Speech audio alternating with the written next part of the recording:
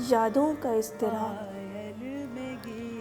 Radio पर वही गीत मधुर सुरों का आलाप छेड़े हुए था, जो वो अक्सर काम करते हुए लगा दिया करता था।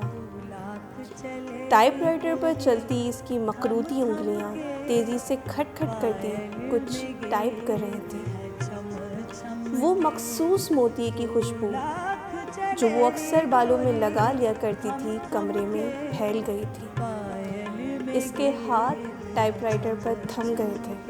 पलट कर देखा, वो सुर्ख रेशमी साड़ी में मलबूस, चाय की प्याली हाथ में लिए अदब से खड़ी थी।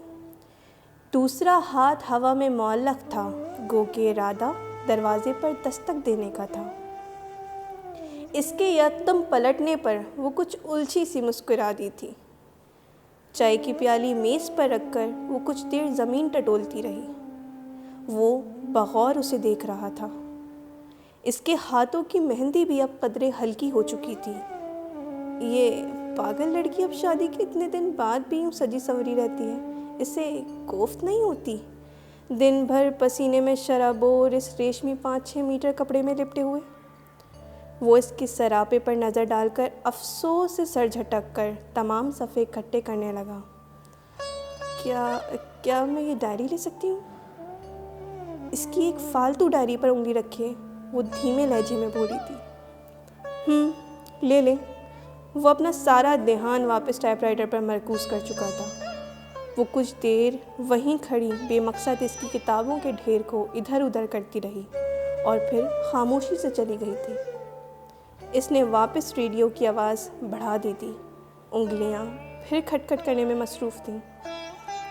बाबा जी, आपका स्टॉप आ गया है। कंडक्टर ने इसे बुलाकर यादों की झुरमट से निकाला था। लाक चले रे गोरी थम थम के।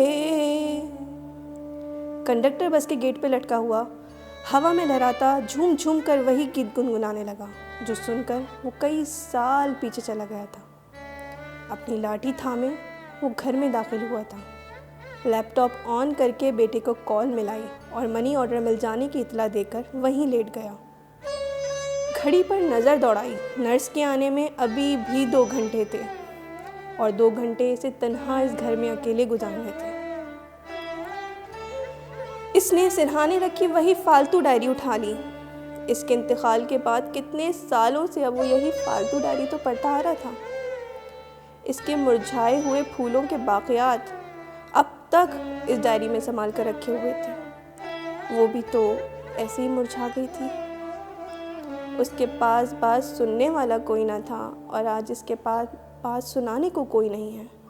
चंद आंसू यकदम आँखों के किनारों से बहते तकिए में जज्ब हुए थे। इसने लैपटॉप पर वही गीत लगाकर आँखें मूंद ली थीं। कोई ज़ोर ज़ोर से बाहर का दरवाज़ा पीट रहा था। अंदर मुकम्मल खामोशी थी। फ़कत किसी गीत की धीमी धीमी आवाज़ फ़िज़ा में गूंज रही थी।